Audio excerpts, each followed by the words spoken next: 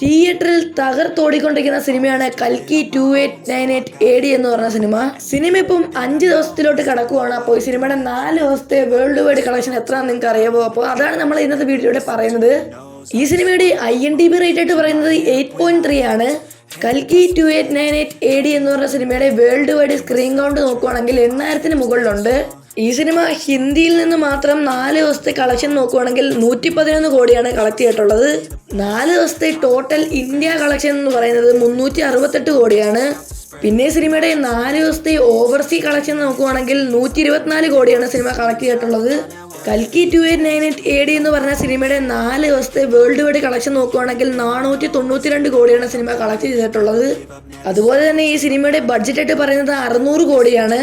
ഈ സിനിമയ്ക്ക് ഇത്രയും നല്ലൊരു കളക്ഷൻ കയറുവാണെങ്കിൽ ഈ സിനിമ ഷുവർ ആയിട്ടും ബോക്സ് ഓഫീസിൽ ബ്ലോക്ക് ബസ്റ്റർ അടിക്കുന്ന ഉറപ്പായിട്ടുണ്ട്. അതുപോലെ തന്നെ ഈ സിനിമ 1000 കോടി ക്രോസ് ചെയ്യുന്നും ഇപ്പോൾ ഒരു ഉറപ്പായിട്ടുണ്ട്.